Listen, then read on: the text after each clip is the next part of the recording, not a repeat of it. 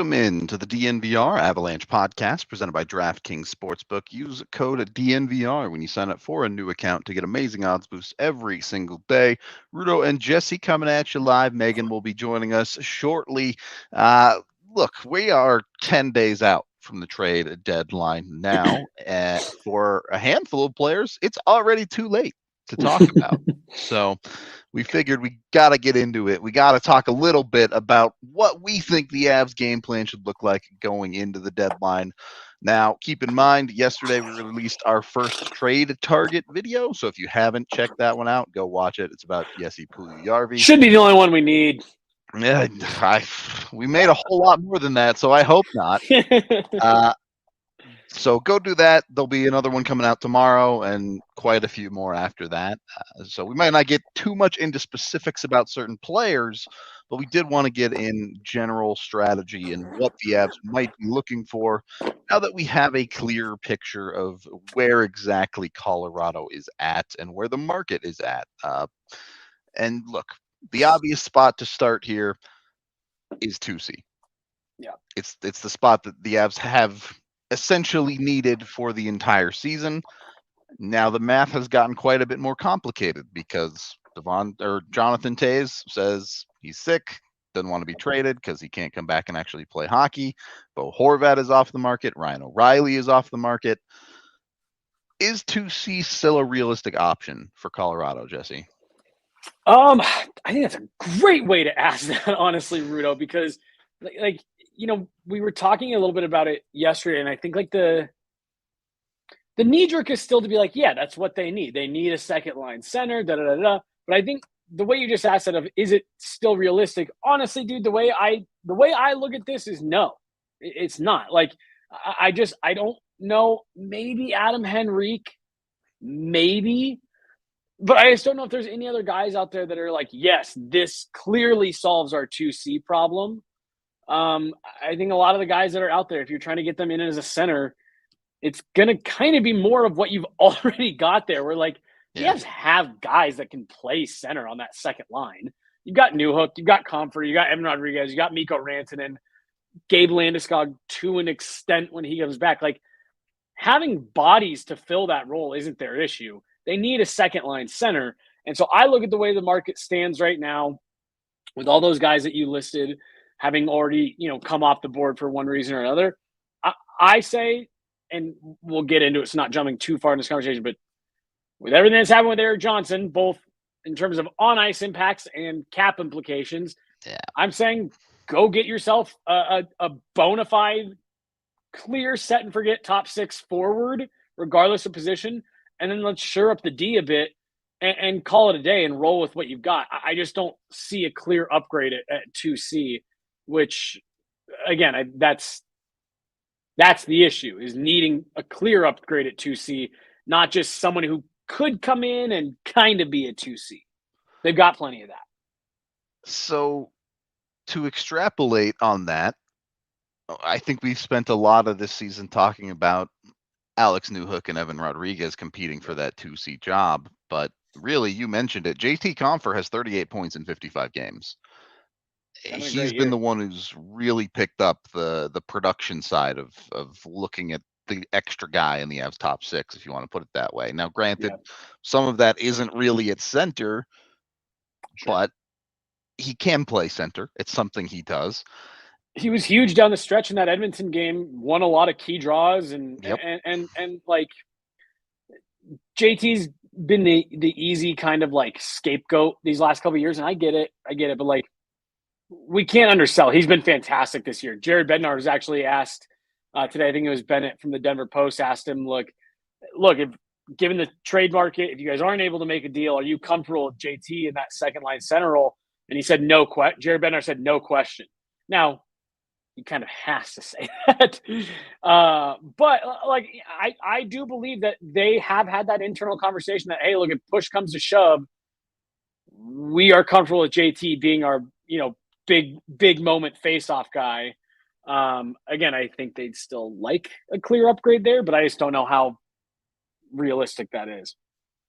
So where do the Avs go? What should be their top target forwards then? If we're living in a world where it's, hey, they want to get better, potentially in their top 6, even if it's not necessarily a center. So I talked about this a little bit yesterday. I think you have to, in my opinion, the way I view this right now, Rudo, there's 2 paths. And the Avs just need to decide which one they want to go down. Would you like to go down the I'll call it the Arturi Lehkonen path, where we want to make an acquisition that we know isn't the biggest splash on our roster, but it maybe helps us beyond this year? Or it's at least a guy we feel is realistic that we could have a conversation about bringing him back. Or do you just want to go the straight mercenary route and say we're gonna push our chips to the middle because we think we're good enough to go back to back, so we're just gonna add as much as we can talent wise? And so for me, if you're going down the ladder there, it's Patrick Kane. Again, I'm not saying that that's who they're going to land, but that's who I think you have to turn your attention to. It's Kane. He's the best player that's still available out there, not Timo Meier, but I kind of put Meier into a different bucket in terms of player. And we'll eventually get into that conversation, even if we don't today. Patrick Kane's the best player that's available. He's likely not coming back after this year. And again, he's set and forget in your top 6, probably on your top line. I really don't think he'll cost that much to acquire. You're talking probably a 2nd-round pick and a prospect, maybe just like a 1st-round pick 1-for-1, since he's got some control over where he goes. And the Avs have tried to acquire him multiple times in the last calendar year, including at last year's deadline, and then again at the draft, and then again just in the offseason. So, they've done their homework on him, and it's Patrick Kane, so it's not like there's a ton of homework that's needed. But if you're going down the other road where you're saying, well, maybe we just want someone who helps bolster this team long-term beyond this season, then you are talking Adam Henrique. Again, all jokes aside, I've been a big proponent for it, but I do think you are talking maybe a Jesse Puljujarvi, RFA. I don't know. Do you maybe throw Max Domi into that list where it's like, here's a cheap guy that if it goes well, we'll bring him back? I just think that you have to make the decision of, do we want something that has the potential to help us beyond this season, or are we just looking to load up as much as we can for this year, like what Toronto's doing? Like I said, if it's the latter, to me, it's Patrick Kane. That's where you turn your attention. If you're wanting something that impacts you beyond this year, I do still think you have a couple options, even if none of them are 2nd-line centers. Historically speaking, the Avs have definitely trended toward guys that they can likely continue to have impact heading into the future.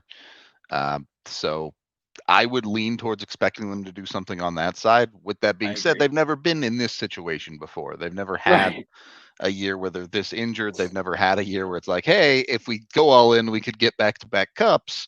Right. So I really am not sure how much that changes the math for them.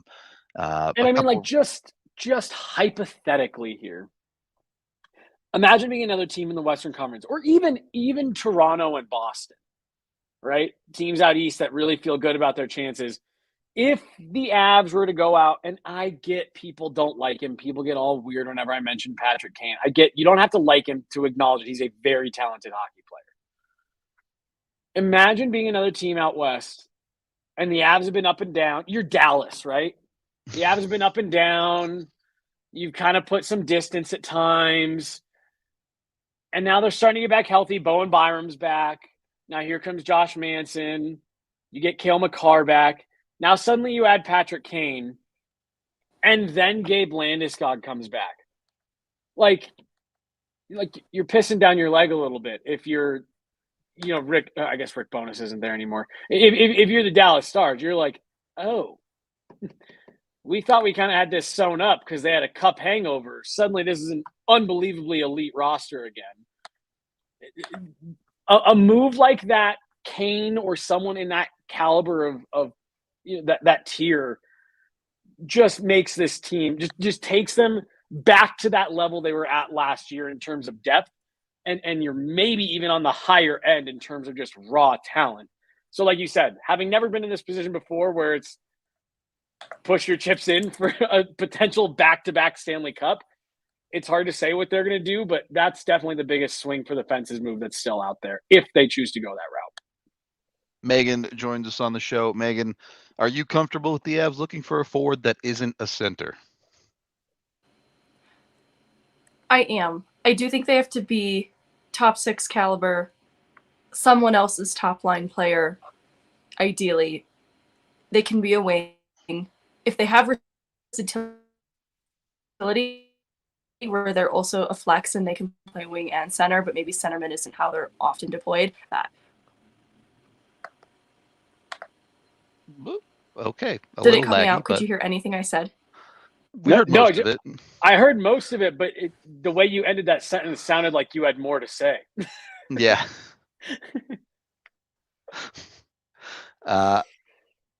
Okay. Conceptually, and I'm going to continue to look here.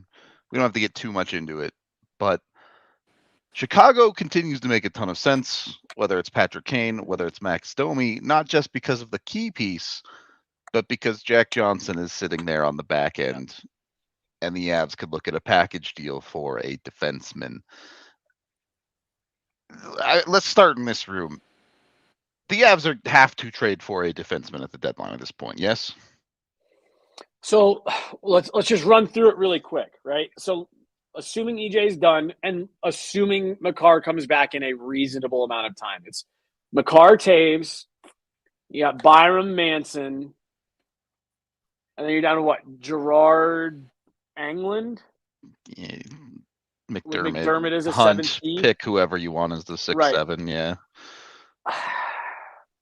Yeah, I do think I think you have to add something there. Okay. And the part of this that we haven't fully said out loud yet, I asked Jared today, trying to get him to give us a definitive answer. Is EJ done for the regular season? And he said possibly. I'm going to take that as yes. You're talking about it's not a no. Right. You're talking about a 30-year-old defenseman who has a laundry list of past lower body injuries. I'm going to take that as he's probably done. So you now got $6 million more to play with, assuming they LTIR him. I don't think it's that unreasonable to say that they can go out and add an impact forward. And then a guy like your boy, Rudo, in Anaheim, Dmitry Kulikov. Like, why not add a guy that, like we said in the videos, as much as we love Erik Johnson and as it was great for him to get the cup last year and, all of that stuff, it's all great.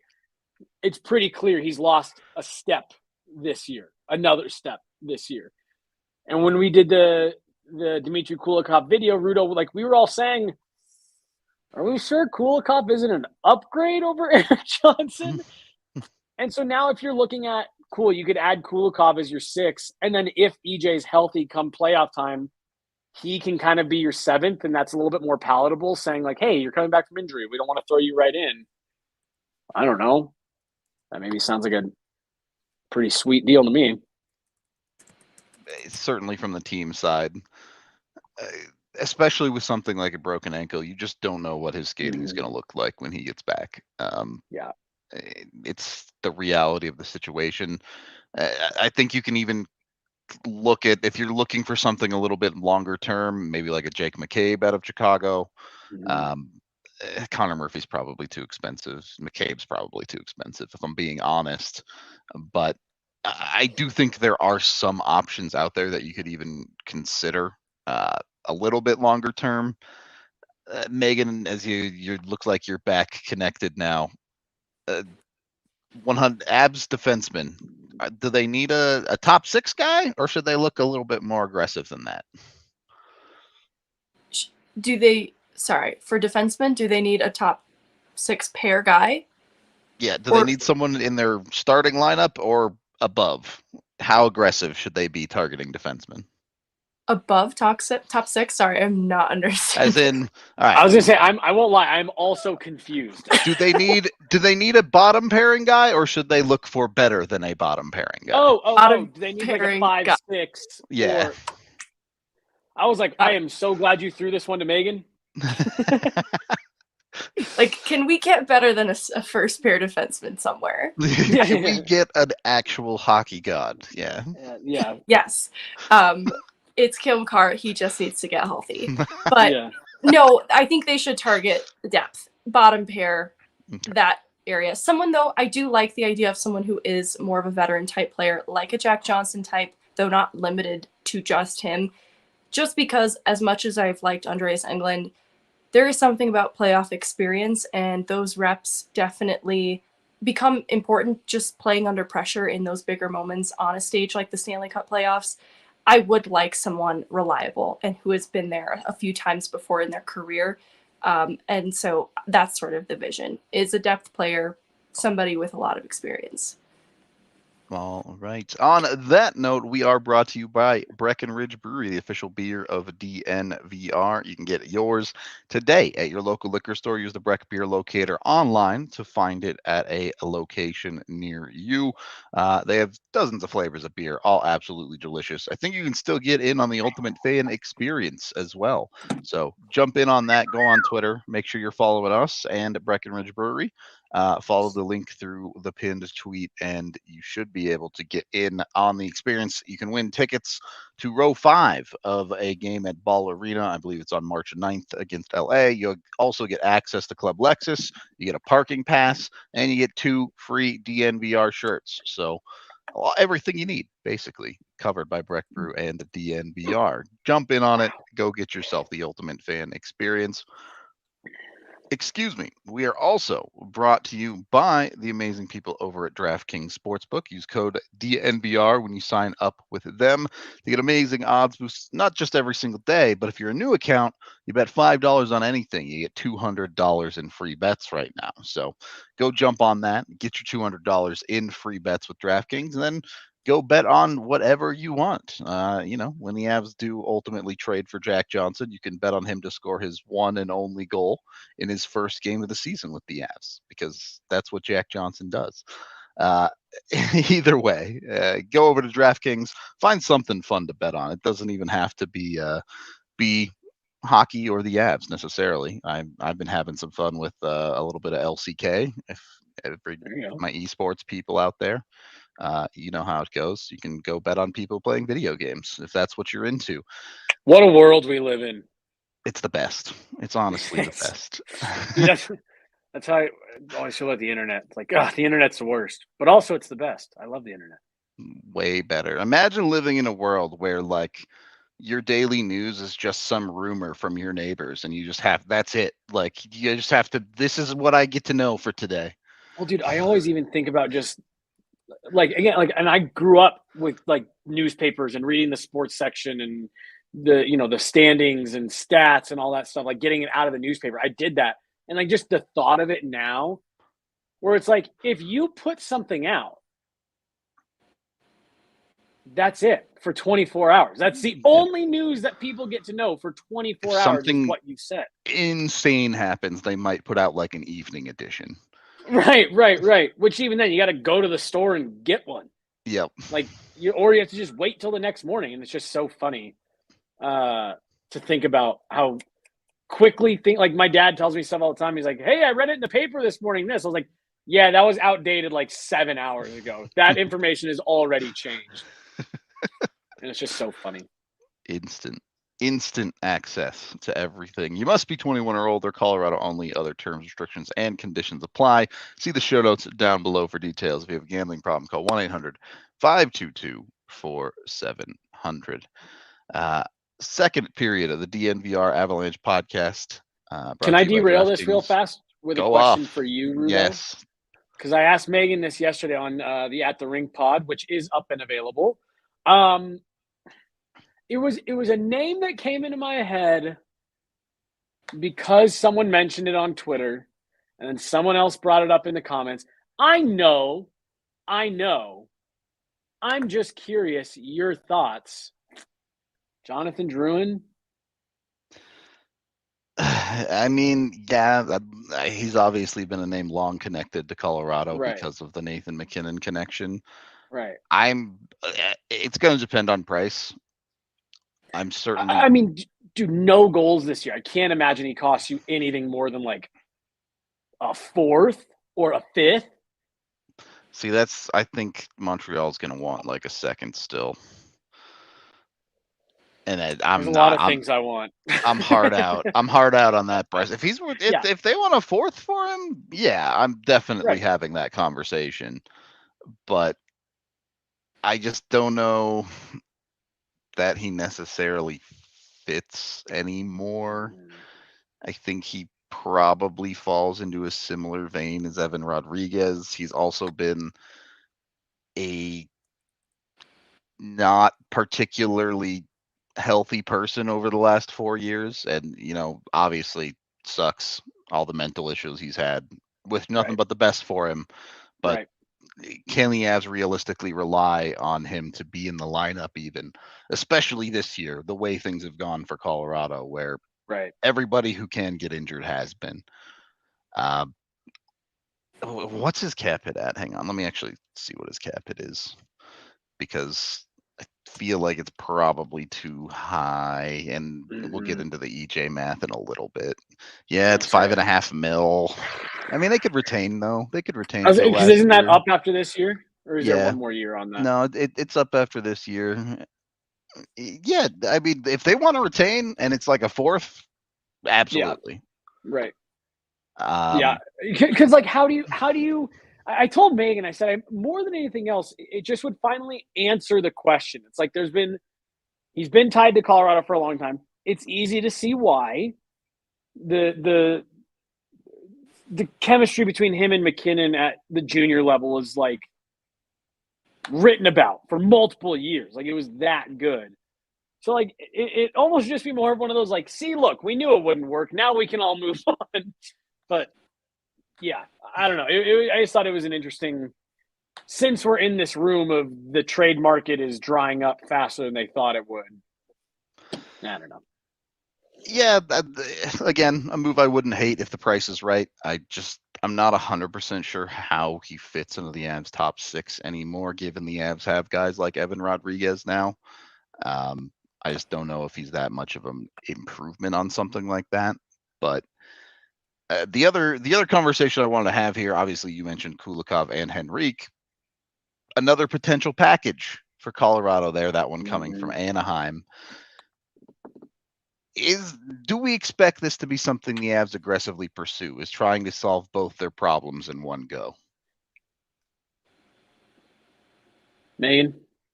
I don't know that would have enough impact on what it is that they're scouting for, though I think it would be a nice incentive.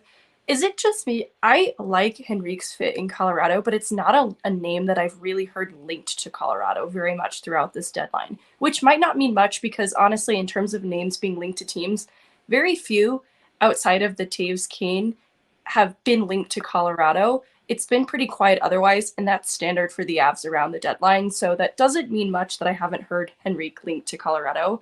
But I think it was Jesse who joked about it could be Kulikov, it could be Shattenkirk. Like, if they were able, though, to do some kind of grouping, I think Henrique's fit within the forward group makes so much sense.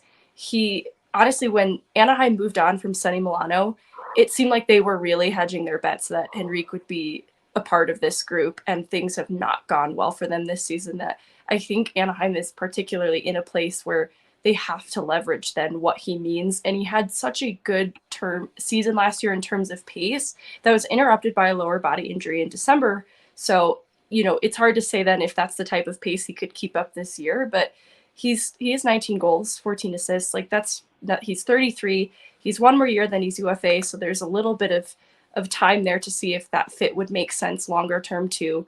It just makes a whole lot of sense then to group someone in like a Kulikov if if the Avs are looking at Anaheim at all. That's just what I'm not sure of. Always a tough cookie to crack when it comes to Colorado's exact targets. They're usually pretty tight-lipped about these types of things. The Anaheim conversation does get interesting, as you mentioned. It's not just Kulikov, it's Shattenkirk. If you wanted to go crazy with EJ not looking great, is it John Klingberg? I had that thought. Yeah.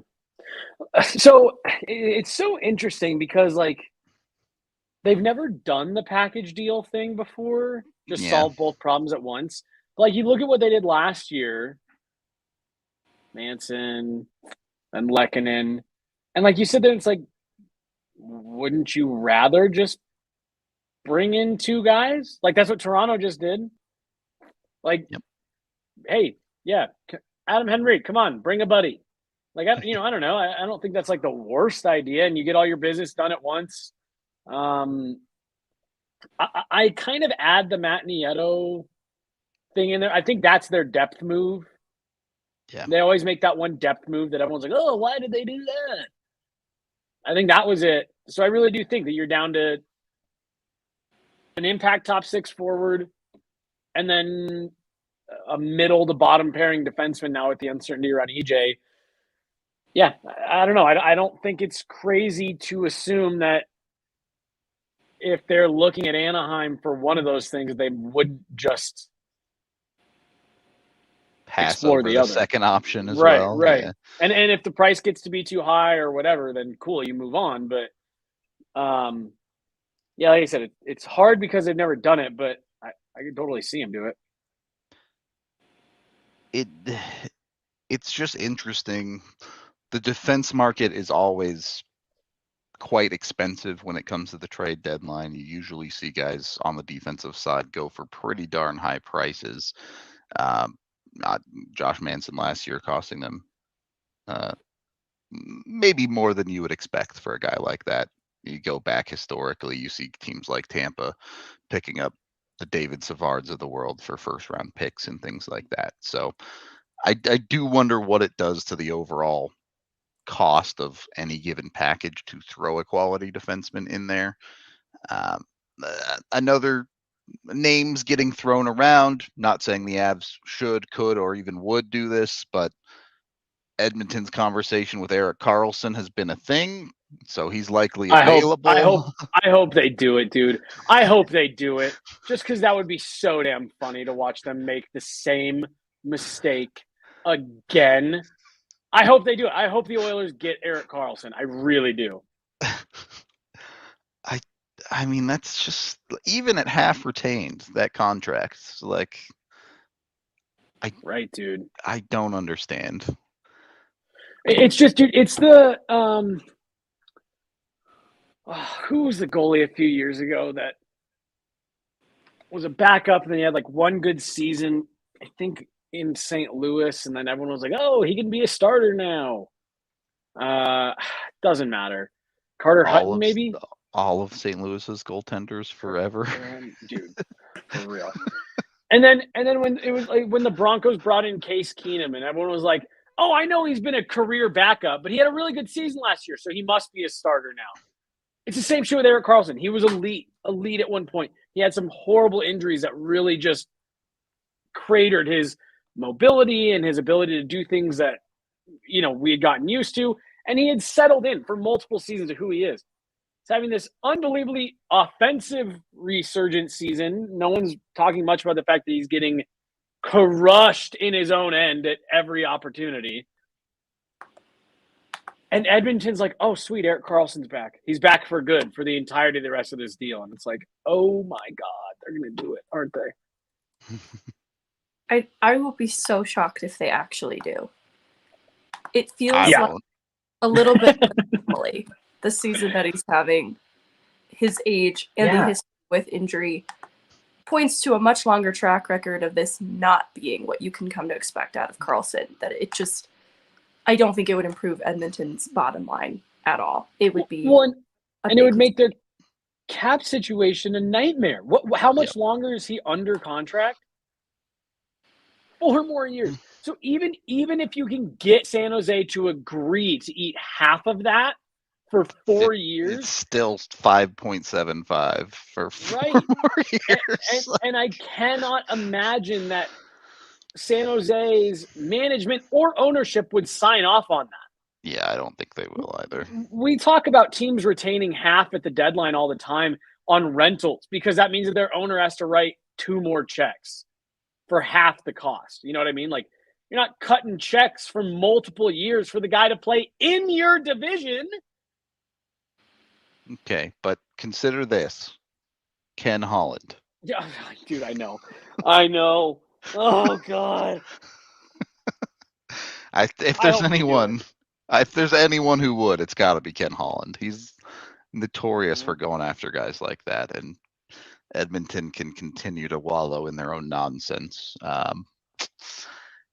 Anyway, I will put this out there. There's just no way the Avs are even part of that conversation. No. So No. no need to worry from Colorado's side on that front. We are brought to you by Illegal Pete's. You can get a delicious burrito that costs a whole lot less than Erik Karlsson's contract over at Illegal Pete's. So jump in on it. They have fresh produce, fresh products all the way through that will cover whatever your dietary needs will be, whether it's vegan, vegetarian, or if you're just on a diet like paleo or keto, they have an option for you. So no matter what it is, Illegal Pete's got you covered. There's one right down by the bar, 10 different locations in Colorado. So you can always find it. You can hit them up for happy hour, 3 to 6 p.m. A great place to pregame when you come down to the DNVR bar for an Avs game. So check them out. Illegal Pete's, absolutely deliciousness. One of these days, we're going to just steal their recipe and start serving their burritos at the bar. And then I don't know what they're going to do at that point. But for now, you can only get them at Illegal Pete's. Also brought to you by the people over at Bacchus and Shanker. You can call 222-2222 if you've had an injury like Erik Karlsson and need to get half your ankle removed. They will have you covered if you're not at fault, whether it's a car accident or motorcycle, if you're in a ride share situation and you were injured, if it's at work and you fell and it wasn't your fault. They have you covered, and they're completely free. That's the best part. They'll give you a consultation completely free when you call. If they think you have a case, they'll take it on for completely free. You don't have to pay them until you win your case. They've won over $1 billion for their clients over the years, so they know what they're doing. They've been doing it for 25 years here in Colorado. They got you covered. You press 2 for a while, you get what you deserve. Go get Bacchus and Shanker today and make sure you're going to coloradolaw.net to check them out. Third period of the DNVR Avalanche podcast presented by DraftKings Sportsbook. I've kind of been dancing around this bush. Erik Johnson out. Jesse, you mentioned, I think it's a relatively safe assumption that he will be out for the regular season at this point. That's $6 million in cap space that the Avs can throw onto LTIR, which gives them a lot more flexibility at this deadline to do whatever they want, whether that be taking on a bigger chunk of Patrick Kane's contract or looking at a defenseman like a John Klingberg. Realistically, do we expect them to use some of that newfound cap space? So this to me is somewhat same but different when we talk about would you maybe package a couple guys together. They've never done this before. They had the option to last year at the deadline, and when they didn't, I've always had a sneaking suspicion that it was just because they didn't land anybody that required them to, more so than them intentionally trying to dance around putting Landy on LTIR. Look, I just take a step back and I look at the situation and I say, it's a legitimate injury. His ankle is broken. Get on Google right now and just baseline. If you Google broken ankle timeline, it's 6 to 8 weeks. So without really knowing how severe it is, that's a pretty safe timeline to pencil in. 6 to 8 weeks. It's not, you don't need your ankles in hockey, right? Like you need to be able to skate. You need to be able to move. You factor in the fact that EJ is, by professional athlete standards, on the older half, a approaching 35. He's already had some lower body issues. I just don't see how you don't put this guy in LTIR for that big of a chunk of money. If you're talking $2 million, yeah, you maybe do it to try to make things work. I mean, $6 million, that's enough by itself to go out and acquire Patrick Kane and have Chicago retain less than half. Like just on EJ's LTIR, before you shuffle any other money around, it makes a huge difference.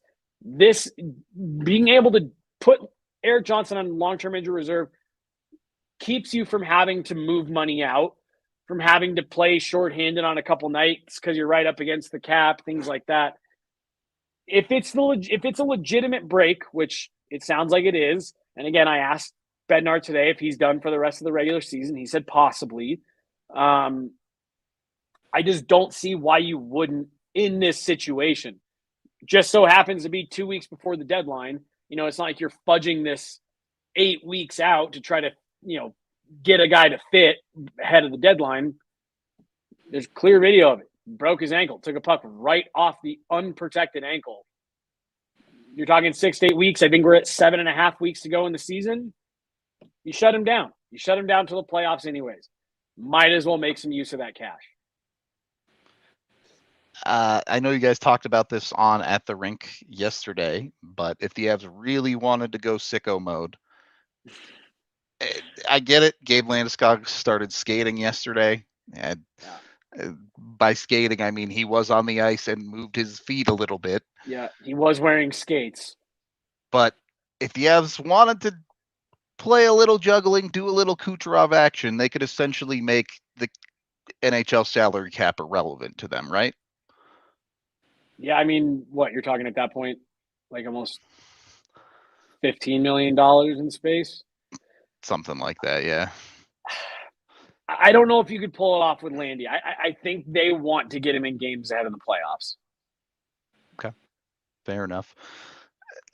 Megan, do you think they need a significant amount of cap space with EJ here, or is that something that just won't even be necessary for them? Well, I think it feels inevitable, EJ to LTIR. It feels like it is maybe a necessary move to be made around the deadline, and it's so easily justifiable in the way that the Landeskog one, because I think this is something that whether it's EJ, Landeskog, or both would be investigated just to ensure that the timeline for rehabilitation lines up with the nature of the injury and that sort of thing. EJ's makes perfect sense. Great call out. Any issues there? If they're trying to do something like a Landeskog alongside EJ, it could get dicier. It could draw even more thorough observation of how that's handled. And truthfully, I just don't know what to make of Landeskog's timeline to return until I have a clear idea what he was doing to rehabilitate away from the Avs before this time. Because seeing him get on the ice, it doesn't look like it looks like he's a ways off. I think that's fair to say, but I don't know what that means. I don't know how much he's done before this. So all that to say, I think you could pretty much pencil in EJ's LTIR cap space at this point. I know that might be a bit bold. And then with that, I think that's enough to make a splash at the deadline. I'm not really factoring Landeskog in that equation just yet. It's still a bit too unknown, but I feel pretty safe putting EJ in that group. And there's something you said there, Megan, that I want to make sure that people understand.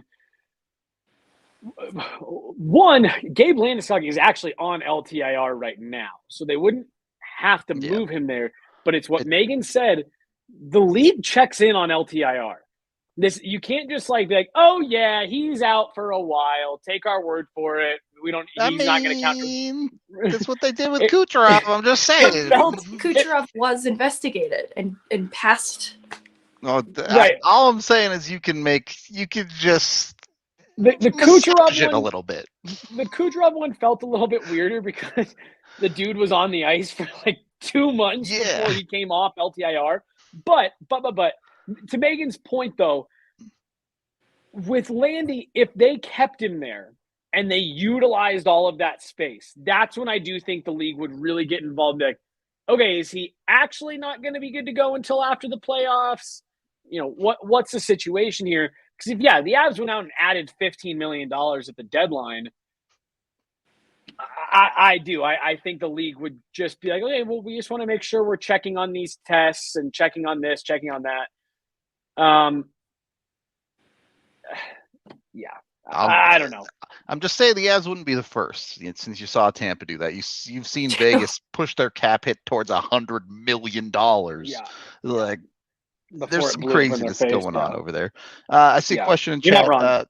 Yes, once the regular season ends, the cap hit is irrelevant. You can have $1 bajillion on your cap hit for the playoffs, theoretically, if you could get there legally. Yeah, Is what it is. that's why all the LTIR business is so funny. Because Tampa. I actually think Chicago was the first one to exploit it, like in recent past. Yeah, you're right. In like the mid 2010s. And then that was what Tampa and all of their fans pointed to when they did it. I think it was in 21 with Kucherov. Because it's can you get from opening day to the last day of the regular season under the cap? And then everything outside of that is do whatever. Yep. As long as you're compliant, the NHL doesn't really care for the most part. Would be interesting. Someday we'll find out what happens when someone isn't compliant. But the NHL, Bettman has gone on record simply saying that's not possible. You can't do that. I have no idea what the punishment would be. So that'd be kind of messed up too. Yep. It's going to be interesting to see how it plays out. Some team's going to end up playing a game with like 12 players or something. And it's going to be the dumbest thing we've ever seen. But all right. Hey, if you got to get blown out 2 games to end the regular season in order to get $100 million team across the finish line, who cares? Any final thoughts on trade deadline day for today? I'm sure we'll talk about it more, but for the moment, anything you guys want to touch on? Who do you think is the next big name off the trade board to get moved? Big name? Yeah, what counts as a big name? I know Luke Shen is sitting tonight, so. It's funny because he's a big name, but his role is not so big. Really not big, but a lot. He makes so much financial sense to a lot of teams that I see why he's so high on the target list, but I will accept Gavrikov. Sounds like that one's getting close to being done. Some real defensive needs get met first. I'm worried about our trade deadline show in the same way that I worry about it every year. That things need to stop happening. Right. The trend in the NHL. The trend in the NHL has been take care of all your business before, so you're not waiting until the last minute. It's like, well, yeah, but what about us? The people who have shows built around people doing stuff at the last minute. And now we just have to talk about everything that happened last week. I hope it doesn't go like that. I really do, but it might. It might end up that way. Only my final thought, this isn't deadline related. We grilled Jared Bednar pretty hard today in the media room about the concussion protocol stuff and everything with Kale. Now him being back out. I'm clipping it all down right now, and it will go out to the DNVR Avalanche account here, hopefully in the next 30-ish minutes.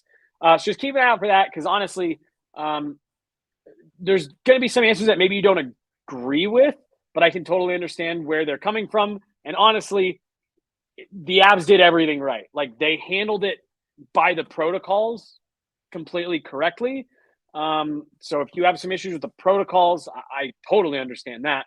But Megan, probably a good 7 minutes to start, 7+, where it was nothing but everyone in the media room asking questions on different angles about Kale and the concussion and how they handled it, what the protocol is like. I learned some stuff today about the protocols, what all they went through. Megan, you asked, how does that get followed up on, all of that stuff. So I'm just going to get all that clipped and posted because I thought it was a lot of good information. But, a lot of talk about Kale and the head injury stuff today. All right.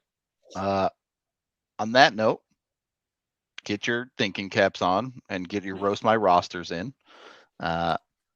We're doing that on Thursday. So start submitting your things on Cat Friendly. Use their Armchair GM tool. Make sure DNVR is in the title so we know to look at it. We'll be roasting a bunch of your rosters. We'll all bring our own rosters to roast as well on what we think the Avs are going to do at the trade deadline. So that should be a fun show coming up this week. Beyond that, we are brought to you by Game Time. You can get your tickets to Av games on the Game Time app. There's a link down in the description of this video. You can get prices up to 60% off face value. So a great deal all the way around there when you go check out Game Time. Over 15 million people have used the app. So jump on it and get in on that one. Yeah, I guess that's about it for today. We appreciate all y'all hanging out with us.